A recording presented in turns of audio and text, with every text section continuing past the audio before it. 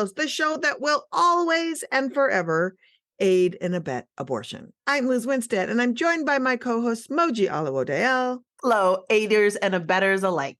Big show today. If you keep thinking pregnancy criminalization is something that only happens in other countries or that it's a future American dystopia, think again. Our colleagues at Pregnancy Justice have dropped a study on the prosecution of pregnancy outcomes in the US, and Liz and I will go over some of the terrifying stats.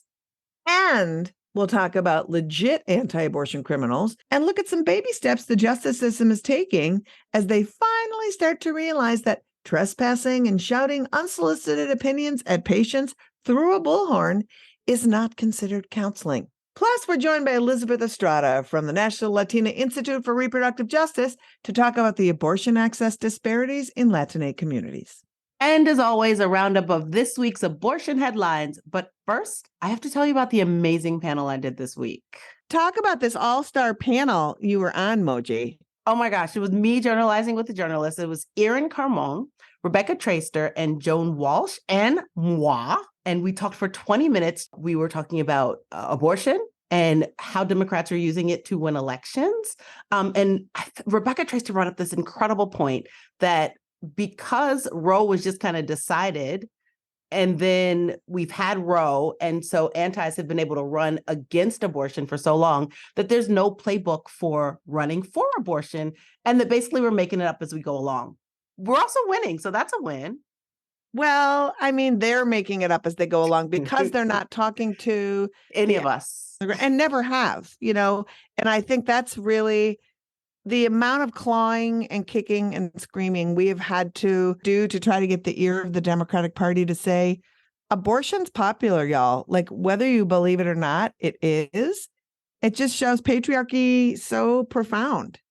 It also shows that the abortion stigma is really, really real. And politicians are like, I'm not sure if I want to touch this at all, even though we have six ballot initiatives and a bunch of elections that say it is extremely popular and that voters do, in fact, care. And I'm just going to say that I think that the work that we're doing in other amazing advocacy groups is really making a difference because it's allowing the public to come out and say, this is what we want from you. We want you to vote for abortion.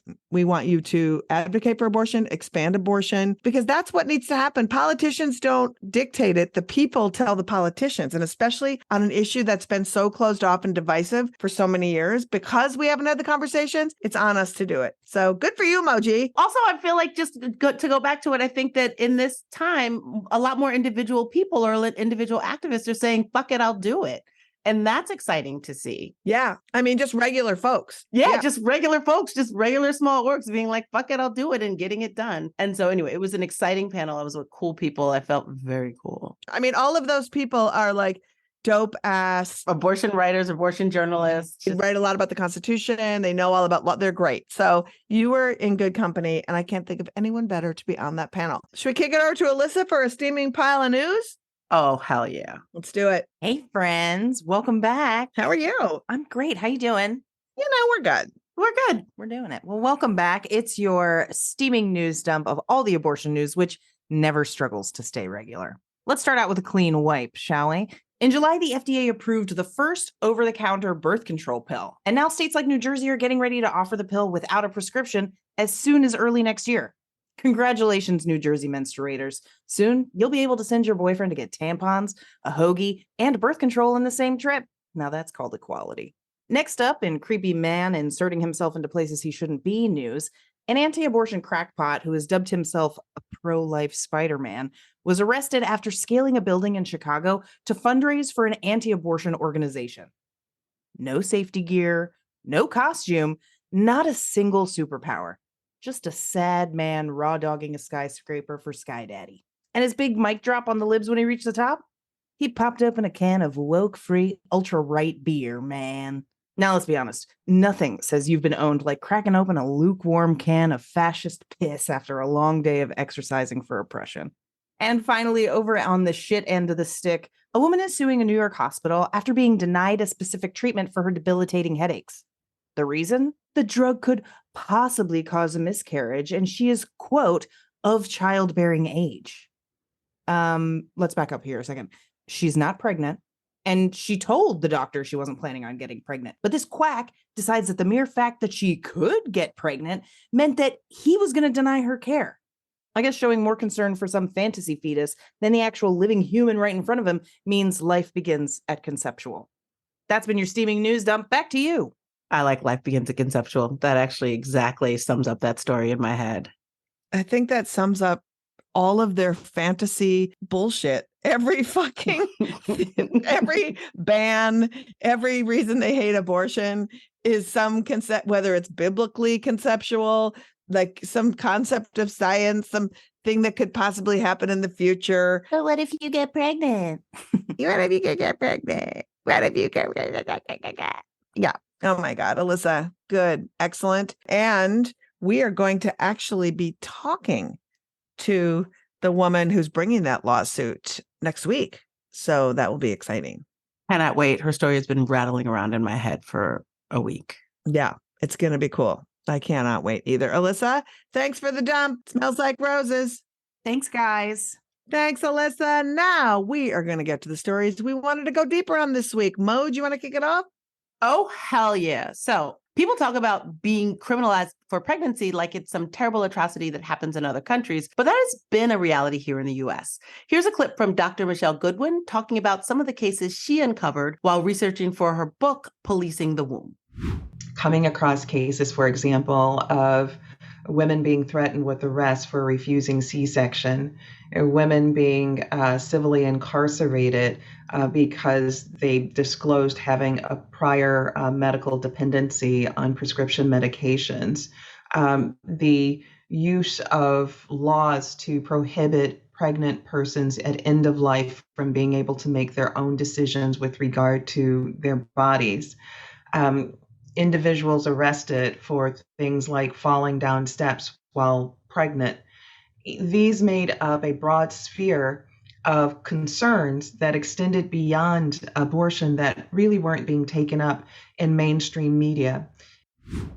That sounds horrifying. The reproductive justice organization Pregnancy Justice recently released a comprehensive report that said that approximately 1,400 pregnant people have been prosecuted in the US between 2006 and 2022. And if you can count, that means it happened during Roe and up until the Dobbs decision. That wasn't their first report, Liz. It's actually pretty astounding. It was not their first report. In fact, the criminalization piece of this has tripled. Back in 2013, they did a similar report and it detailed about 413 cases of criminalization over 3 decades between 1973 and 2005. This new report picked it up where they last left off. And so we are really looking at just inordinate amount of criminalization for pregnancies. And it's wild because when you look at the report, 75% of these prosecutions happened in just 5 states, just 5. And those states are Alabama, South Carolina, Oklahoma, Mississippi, and Tennessee. And these are states that have also, since the Dobbs decision, banned or severely restricted abortion access. Can I also just say, too, there's states that they were the first ones to outright ban it.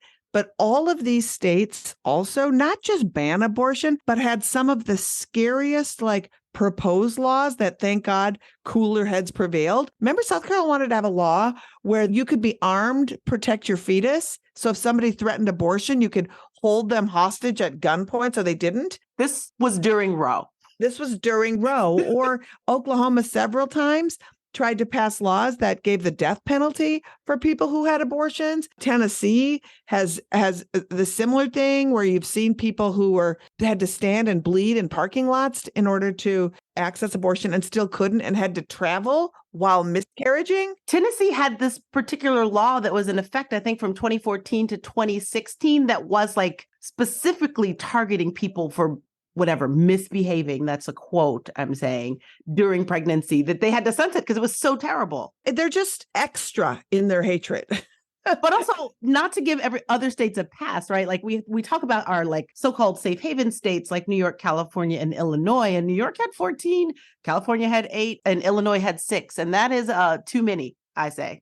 Too many. Way too many. And 11 of these states had some form of fetal personhood laws that immediately, and again, we say it all the time, but when you start having fetal personhood that simply means you are stripping rights of the person who is pregnant every single time. And so when you start having these fetal personhood laws, that means that you can bring up charges of child abuse, child neglect, child endangerment of the fetus. And it's terrifying.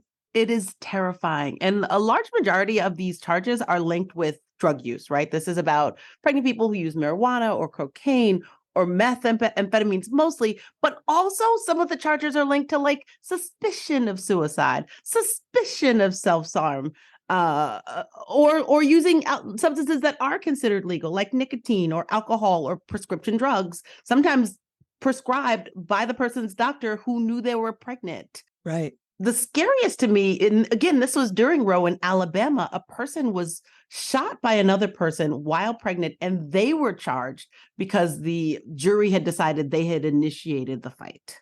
And, you know, what happens then too, and this part feels really scary to me, you're like, how are people prosecuted at this rate? Somebody must have turned them in, right? Well, one of the most startling things that came out of this survey for me was that in almost half of the US states, healthcare providers and social workers are required to report pregnant people who they perceive to be endangering their pregnancies to law enforcement. And, you know, we already have this terrifying surveillance state, and it's disproportionate with people who are marginalized. And that to not be able to go to a hospital as a safe haven to actually give your full medical history so that you can get full medical care, and to have that used against you is terrifying. And we're going to be talking about that more with our guests, especially when it comes to immigrant communities. This is terrifying. It really is. And this is similar to how abortion laws work, in that basically the things that medical organizations say are the healthiest for people who need medical help are kind of countered by what the legislature decides. So most medical organizations say, no, we actually in no way support criminalization of pregnant people or postpartum people. We know that when you require doctors to be mandated reporters for people, what happens is either people avoid medical care, like you just said, or they don't trust medical care at all. It's not helpful, and it's not best practices. Basically, it's not Right. best practices. No, and this isn't shocking, but it needs to be said. The poorer people are wildly overrepresented in being prosecuted. 85% of the people indicated in the study that they could not afford legal representation. The vast majority were poor white women, although poor Black women were also disproportionately represented. And it is something that we don't talk about enough. And we don't talk about it enough because people who are disproportionately poor, if you can't afford legal representation, you certainly can't afford to find somebody to tell your story to, right? So people are just left in the shadows and in the margins, and they're never advocated for. And also we can think just about the biases in places like healthcare. If you were poor, if you were Black, you know, rich white women can just float around doing whatever they want. But if you were poor and you were Black, there is almost a suspicion that you're doing something wrong. And it's really distressing. And this is a trend that is only going to get worse. Mm-hmm. And the irony of this, of course, is that the real perps of violence in the anti-abortion movement have been just skirting the law for decades. And this week, we saw a little bit of a sea change on that front, right? Liz, will you tell us about it? We saw a little bit of progress. I don't want to, I hate being, the bummer. And progress is being made in an area that we almost never see justice or even intervention in, which is the sidewalk harassment that happens outside of most clinics. So often, law enforcement are sympathetic to the anti-abortion movement, and in many cases are deeply embedded in that movement. So it has been super hard to prosecute the violence outside of the clinics because everybody is in bed with everybody else. So when you look at the harassment and the trespassing that happens in front of these clinics, it's just escalated. But this week, we saw 3 different levels of accountability, which is a small step, but not an insignificant one, I got to say. No, it isn't. Actually, I was reading about Wichita in Kansas, where a Catholic diocese in Wichita had requested and was granted a permit. And this permit would completely block the only entrance to the clinic in Wichita. It would block the whole street. Like they were going to have a block party. But it would block the entrance. So people could not get to their clinic appointments if there were any But they were definitely going to leave the opening to a fake clinic across the street wide open to just redirect people to. But what's wild to me is they got this permit in the spring and the clinic did not even know about it until a month ago. That's 4 months of a city permit. And no one who would be affected by this permit had any idea. And so they finally went to the city and they were like, can we stop this? Can we not have this permit for our business, our place of business to be blocked? And they heard nothing from the city at all. So finally they had to go to a judge and they got a temporary restraining order until a proper hearing can be heard. But like, why is the city not helping them? And the Archdiocese has been doing this for like 6 years running, just having their 40 days for life party out in front of that clinic. And finally they got a judge who was like, you just can't do that. And somebody needs to do an assessment of where somebody wants to block off a street to see if that's going to work for the people in that community. It's really wild. And that takes us over to Greenville, which we have a personal relationship to. They have one independent clinic in Greenville, South Carolina. And that clinic has been barraged with anti-abortion extremism. And the clinic has a fence around the clinic, and there's a driveway that goes in. And then there's fences at the top of a hill, and the hill's very, very steep. And so what anti-abortion extremists do at this clinic is they put up ladders that overlook the clinic, and then they bring up bullhorns and they scream at the patients in the parking lot, and the workers can hear it too. And you can hear it in the clinic, just horrible names and screaming at them and proselytizing. And they call it counseling or preaching, I guess. And so there's 3 clinics in the whole state. There's 2 Planned Parenthoods, one in Columbia, one in Charleston. And then there's this Indy in Greenville. And the Greenville County Sheriff was contacted by us because we went down there because the clinic and some activists down there said there's going to be a national gathering of anti-abortion extremists, and we need some backup to help escort patients and to see if we can prevent them from putting up their ladders in front of the fence. We contacted this Greenville County Sheriff, and the FBI contacted them and told them what was happening. And so the sheriff was like, I don't know what's going on here, but both sides are mad at me because no one's really breaking the law. It's like, I don't know if people aren't really breaking the law when you have hundreds of people screaming with a bullhorn. There's noise ordinances. There's a lot of things happening, right? So they never did anything while we went down to help them. I just want to say, if someone put a ladder against my home and started yelling at me, I would feel like a law was broken. We had people there trying to fend off the ladders, and they were assaulting members of Abortion Access Front team, members of our activist cohort. They were screaming at them, calling them names. They were elbowing them in the throat and the neck, and people were fighting back to keep those ladders off. And we have video that we shot of us trying to push back on the ladders, which we put on TikTok, which was cited in this article of the sheriff saying, oh, we looked at this and maybe it seems like we need to do some de-escalation. But the oddest thing was, he was like, for some reason, other cities like Columbia and Charleston don't have the problems we have. We don't know why. And the reason, sir, that we told you and gave you a dossier on is a man named Matt Brock, who is a Operation Save America leader who is based in Charleston. He is a minister. I don't know how some of these people just become preachers, but they do. It's like they just decide they're going to. Yeah. He was self-described, suffers from profound PTSD from being a veteran of the Iraq-Afghanistan war. And he is on a ladder every day, screaming there. So when this group of national organizations, Operation Save America and other organizations came, he helped house them. He found a host church. He was leading the charge. So if dude Sheriff Hobart Lewis had listened to us to look at the dossier on Matt Brock and on Operation Save America, he can't feign ignorance. And he was trying to feign ignorance. So what they've done is said that, you can't block the driveway. They're going to reassess the ladder situation.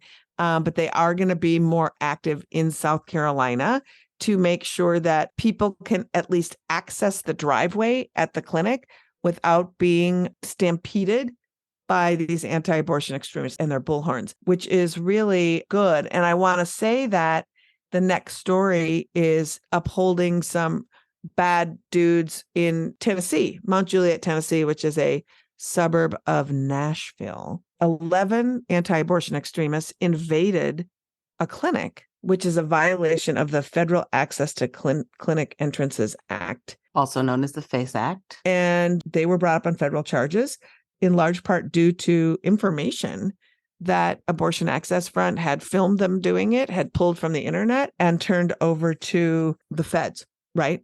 And they were like, it's all right to do this. And the feds were like, no, I don't think so. You're up on these charges.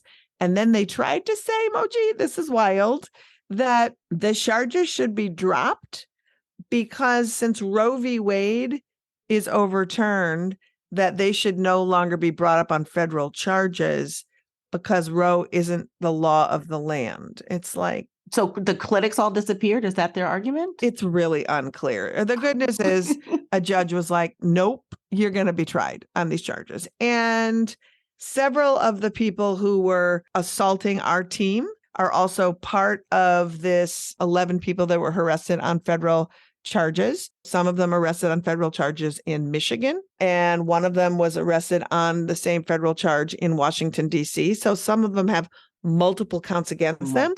And for those of you that have never heard of the FACE Act, it is a federal offense. It comes with a penalty with each violation of 11 years in prison and $100,000 in fines.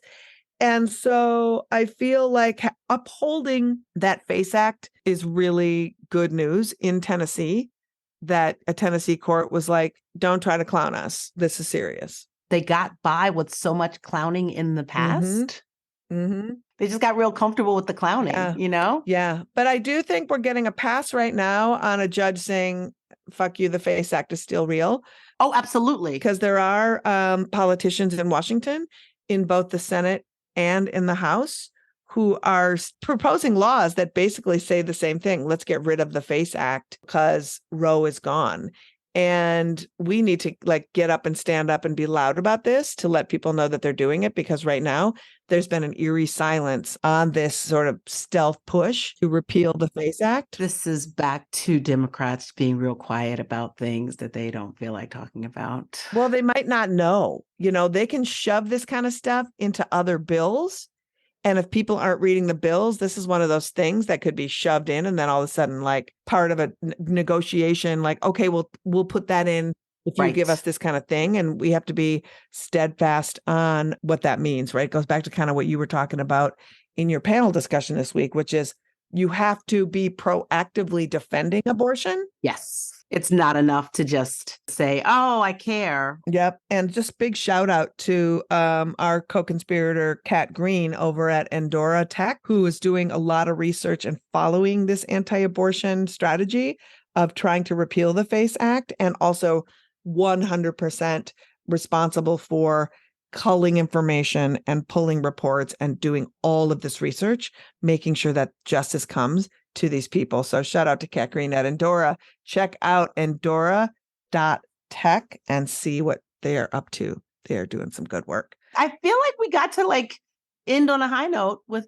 our stories. Yeah, I'm going to say we did too. As always, these stories will be in the show notes, and you can find the best, most up-to-the-minute resources on accessing abortion care and funding for your care on our website, aafront.org. Our Charlie chatbot on the bottom right will walk anyone, anywhere in the country through their options and resources for abortion. I love it.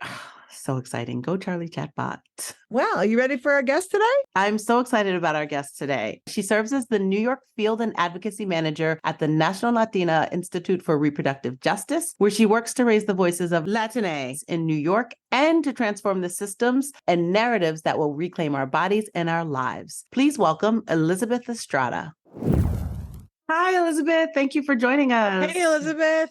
Hi. Thanks so much for having me. So you did an extensive research study with the National Partnership for Women and Families with some huge takeaways. One that really struck us is that 6.7 million Latinx people live in states with total abortion bans. And also another thing that really stood out to me is that when we talk about the Latinx community, people often talk about it as a monolith, when in fact it bears repeating often that there are dozens of countries and many races, each with their own cultural vocabularies. And so when we hear about it, especially when talking about abortion specifically, people use terms like Latin Americans are conservative or anti-abortion, but that seems really reductive. So just to go back to your research, you broke down a lot of these populations. Can you summarize for us what you found? Well, thanks so much for asking me. And again, once again, for having me on.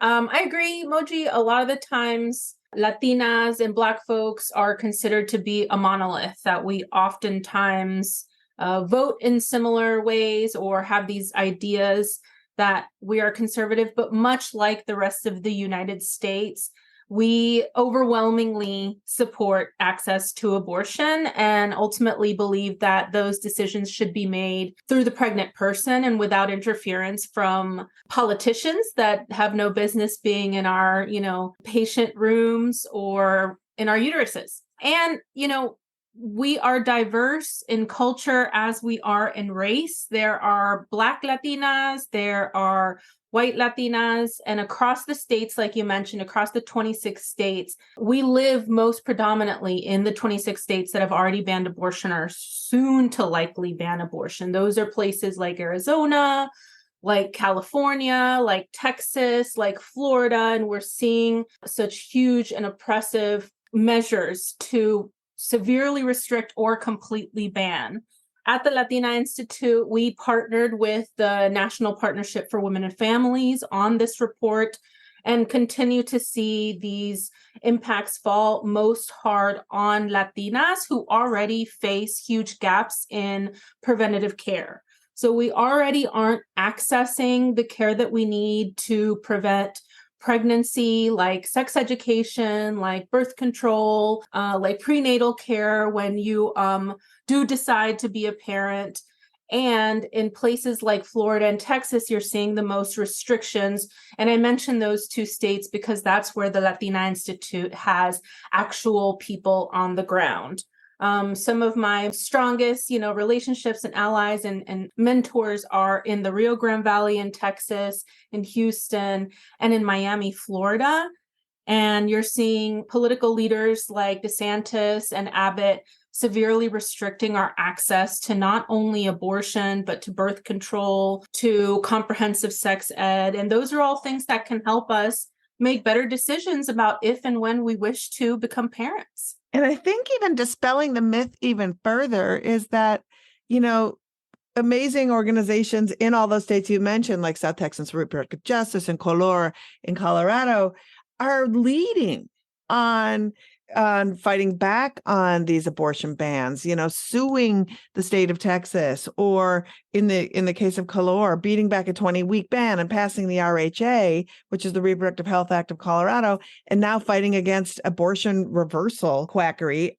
It is vital that we really follow the leadership in these movements. And I'd love to just let people know, where you have seen the most targeted bans on folks who are from the Latina community, because we know that from your study that those folks are particularly targeted by anti-abortion information. Yes, I'm so glad that you mentioned South Texas for Reproductive Justice because they are such a strong partner of ours in the Rio Grande Valley. I feel really so honored. They were recently at our event in South Texas in McAllen on Saturday, sharing information, sharing resources with our community. And, we love partnering with them. Our communities, the Latinx community, non-English speaking community, immigrant communities are often targeted via misinformation, because English is not our first language. So if it is difficult for those who speak English in the United States to navigate the healthcare industry, even us who have resources and the education that we need to really navigate these tough areas, find it hard to advocate for the needs that or often find that we're not believed by our doctors, it really is another barrier when you don't know the language. And it also means that some cultural practices like seeking an auntie or a family member's advice on where to go get care is kind of not as reliable as you would if you had the information in your, native tongue. So often we're relying on places or we're getting targeted on places like Facebook, which we know has been a source of mis and disinformation during election times, but it also means that we're getting, memes or certain publications on these platforms like WhatsApp, Facebook, all owned by Meta, that are misinforming our community. And then your auntie might just, trying to help you out, send you something and say, oh, you need help? Well, here's some information from a crisis pregnancy center, which we all know are perpetrators of those lies, often, kind of posing as real healthcare providers when they really are not and are just there to discourage you from accessing abortion. There's also a part of that I thought was fascinating when reading the report, that especially because it's a new culture for people, just people's cultural expectations are different. There was an example of, I think, a Brazilian immigrant who was like, oh, I'm getting an illegal abortion. And it's like, no, actually here, it's not all, there are other options, but just the way that these really sort of feed the level of misinformation that people will perceive as fact, because it is a reality in a different place. It is, and we're also bringing the context of our home countries, where abortion is limited in certain places. We're seeing a lot of decriminalization advances in places like Mexico, but we're also hearing on the ground how that doesn't necessarily translate into access. And that is also what you hear from a lot of reproductive justice organizations, that Roe was the floor, because it didn't mean that a right on paper translated to access to that right. But it also puts us in a place where we're having to kind of for one, we're surprised here, even in New York, when Roe fell, that folks here in New York thought that it was already illegal. Yep. And so we're hearing this misunderstanding of the rights that we have in a quote unquote access state like New York, and people are still being misinformed or still not knowing their full rights or where to access abortion, whether that be because stigma in their own families and home, or stigma on billboards. I live in the Bronx, and you see anti-abortion billboards all up and down Southern Boulevard.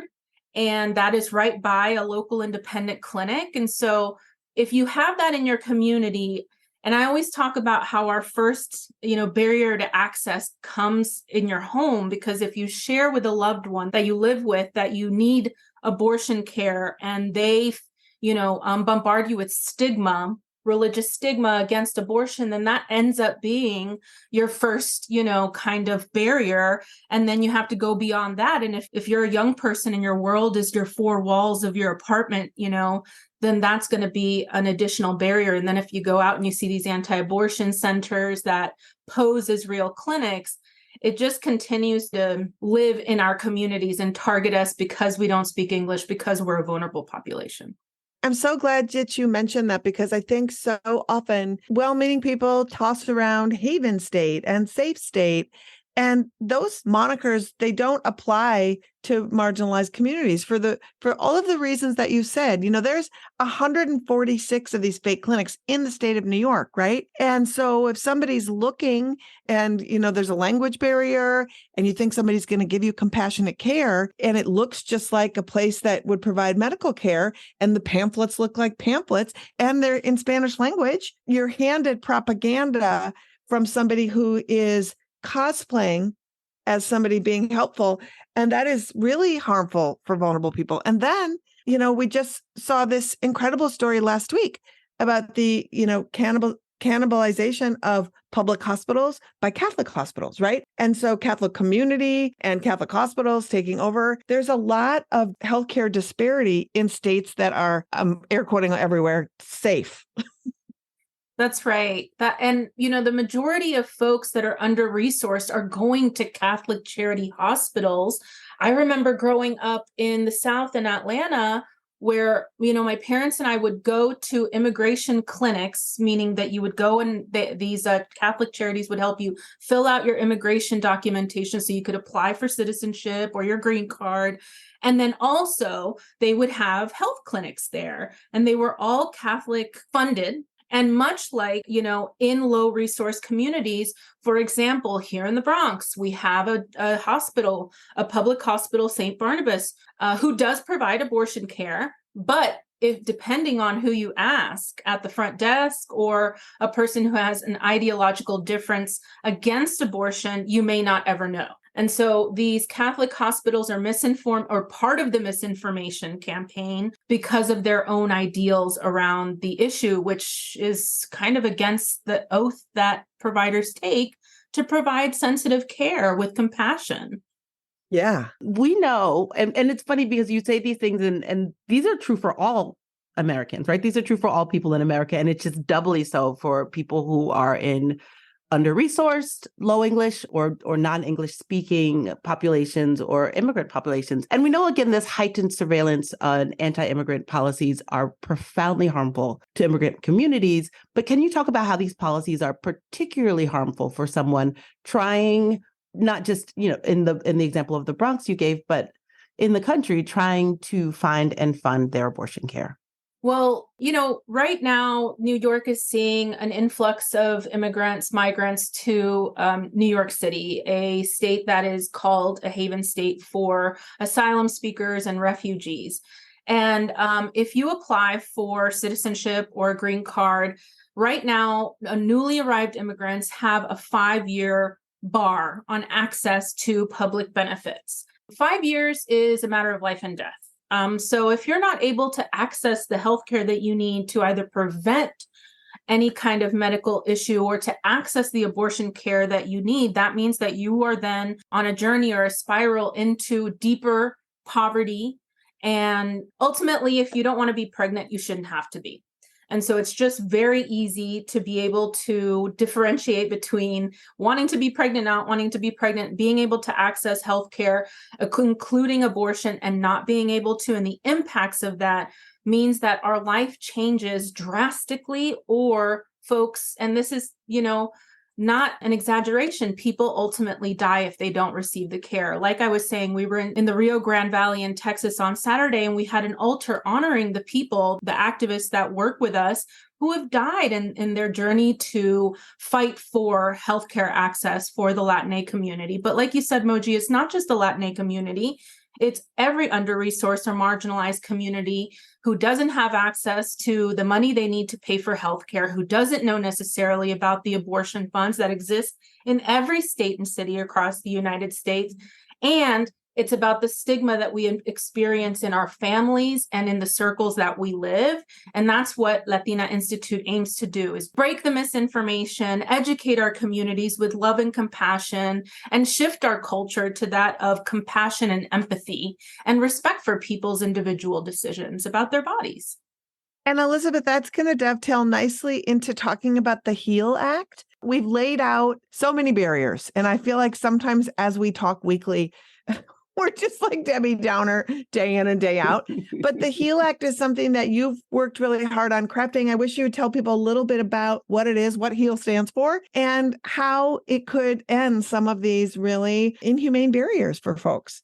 Yes, thanks so much, Liz, for bringing this up. We just had our HEAL Week of Action a couple of weeks ago, where we delivered a petition, thousands of signatures to Senator Chuck Schumer. The HEAL for Immigrant Families Act aims to lift the 5-year bar on access to healthcare for newly arrived immigrants. It expands access to the ACA and provides care, or provides access to care that people need to get screenings, get preventative care, get prenatal care, get access to abortion, regardless of immigration status.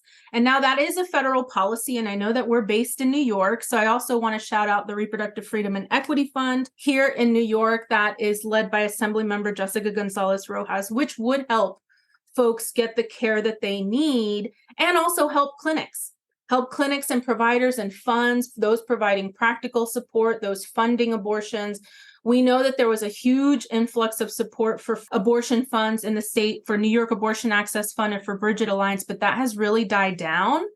And we need folks and we need the state to really answer this call. If New York is to really be a haven state and access state, we need to provide funding and care for providers. We need to beef up security, because you and I both know that anti-abortion activists during their 40 days to life ramp up harassment outside clinics when people are just trying to access care. So it's not a one lane solution. It's many aspects. And this show is really providing a space for us to shift culture and talk and advocate for the policies we need. That's the place we're trying to be. So where do you think we need to be fighting the hardest? But also, where is there hope that you see? Bring the joy, Elizabeth. No pressure. I mean, things are bad, but I think, I'm reminded often of Marian Kaba's hope is a discipline quote, because I think that when we're together like this, we are able to fortify each other's spirit, even in the face of such darkness and evil. And I think that this shifts culture. I think oftentimes we get really muddled in policy, and policy wins are great. They're really needed, and they don't always translate to culture shift. And so we need media.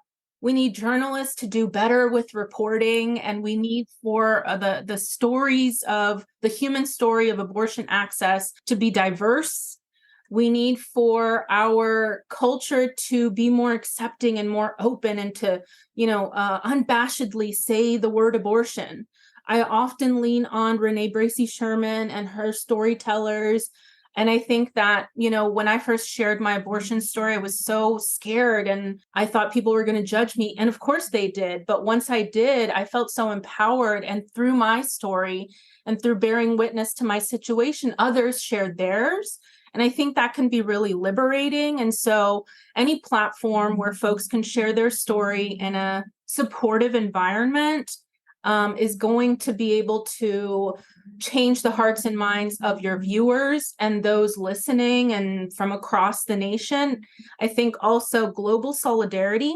As a Latina, we are deeply connected to La Marea Verde, the green wave, which is a global feminist fight for the decriminalization of abortion. And I think that global feminist solidarity is so needed, and it just strengthens me. It makes me feel like I can do this even when I feel really, really down. Elizabeth, I really love that answer. Thank you. That's such a good answer. I feel hopeful. I feel really hopeful now. Elizabeth, thank you so much. Tell people where they can find you online, and we'll put all the links to this stuff in our show notes. Well, on Instagram, we're at Latina Institute. We're on TikTok, Facebook, Twitter. We're trying to hold on to Twitter. And so you can see us on all the social media platforms at Latina Institute. Thank you so much. Please come back and see us. Thank you. Thanks, Liz. Thanks, Moji. Thank you, Elizabeth, for joining us today. Please check out the work of the National Latina Institute for Reproductive Justice at latinainstitute.org. And you can find the petition to support the HEAL Act in our show notes. And now, the party game that's faster than Monopoly and more fun than Taboo, 6 Degrees of Abortion. And this is when I take a story from the news and Liz has 6 chances to link it to abortion. Let's see if I can stump her this week. All right, Liz, it's been a week. And I thought I was just going to take it easy on you this week. So everyone's favorite 90s femme fatale, she might have been 2000s, Sharon Stone hasn't been acting recently. She's been painting. She's been doing some painting stuff. Apparently, she's really good at it because she's going to have a show in Connecticut in a few days. And so I would like you to, in 6 steps or less, link Sharon Stone to abortion. Okay. And I'm going to link it back to me. So fuck you. I'm doing it. Per usual. Sharon Stone starred, of course, in Fatal Attraction with co-star Ann Archer. Ann Archer was best friends with my acting coach in LA, Lynette Katsalis. And Lynette Katsalis was my acting coach. And I run Abortion Access Front. So there. How's that? I'll take it. Thank you. I love a 6 Degrees classic. You know what I mean? That was just like a good, solid classic. I know. We had a moratorium where I couldn't bring it back to me. No, that one's good. I feel like this is a good one for that. Well done, you. Thank you. I know. The weird part was, unbeknownst to me in my acting class in LA, my acting teacher was a profoundly high up Scientology person. That's hilarious. Yeah, I know. It got kind of weird and it was very bizarre. And so you didn't know who was part of Scientology and who wasn't. And then I finally was just like, I'm out of here. This is not for me. But I survived and I'm not a Scientologist. And she was a great acting coach. So win for you. I'm winning. Anyway, Liz, we cannot do our important work here at FBK without the generosity of our incredible fake sponsors. Will you tell our listeners who's keeping the lights on this week? This week's sponsor knows how to get your young ones on the path to self-righteousness by putting the fun in fundamentalism with Polly Pocket's Fake Clinic Adventure. With Polly's Fake Clinic Adventure, your child can play fake doctor just like a real fake doctor at a real fake clinic. That's right. With this limited edition adventure, your kiddo and fake Dr. Polly will have hours of fun running this little pocket-sized fake clinic. They can perform itty-bitty ultrasounds and trick many patients into going through weeks of their trademark fake Dr. Polly pregnancy counseling. The only thing big is the satisfaction of shaming fake patients and denying them abortions. The Polly Pocket Fake Clinic Adventure accessories include matching doctor coats, tiny Bibles, and even a single teeny tiny pack of diapers, so your child's imagination can run wild. Hold on to your hats, folks, because here's the best part. Order now and they'll throw in the Polly Pocket Clinic Protester Expansion Pack for free. Each expansion pack contains miniature signs of giant fetal remains, a wee little bullhorn, and a book of anti-abortion slogans, making sure your kid's first taste of pro-life slut-shaming is fun and authentic. So what are you waiting for? Get your Polly Pockets Fake Clinic Adventure toy today. Wow, that's sort of meta, isn't it? Yeah, it's a double fake. It's a double fake. It's a double Yeah, fake. sounds like a shitty toy. It's nothing I'm getting for anybody this holidays, but thanks, sponsor. That's the show. That is the end of the show. What a great show it was. Thank you, Elizabeth Estrada, a great show. for joining us on this week's episode. You can follow the work of the National Latina Institute for Reproductive Justice in the links in our show notes. And thank you so much for listening. If you like the show, please subscribe, give us some love with a 5-star rating, and stay connected with us on social media at Abortion Front. Let's make a difference and have some fun doing it. Looking for where you might fit in to do some abortion activism? We've got a 5-part activist training series, Operation Save Abortion, at operationsaveabortion.com. And visit our super cool activist calendar, which is full of local and national actions and educational opportunities. Abortion funds across the country are looking for new volunteers. On the activist calendar, we've got needs from Nebraska, Virginia, Texas, Minnesota, and more. Sign up today. Get on it, please. Next week is a full dark week, but we're going to be doing a very special mini episode midweek with Tara Rule, the woman who was suing that New York hospital for denying her life-saving medication. You don't want to miss it. Oh my God, Liz, I'm so excited to talk to them. Also, join our Patreon. You'll support great content and get cool FBK merch and experiences. All pledges support this pod and all of our activism at Abortion Access Front. Pledge at patreon.com/Feminist Buzzkills. FBK is edited by Remy DeTournay and is produced by Abortion Access Front. And finally, we leave you with the Daily Wire host, Michael Knowles. I'll apologize in advance for him showing his whole ass by telling us what he thinks about Planned Parenthood's secret satanic cash cow.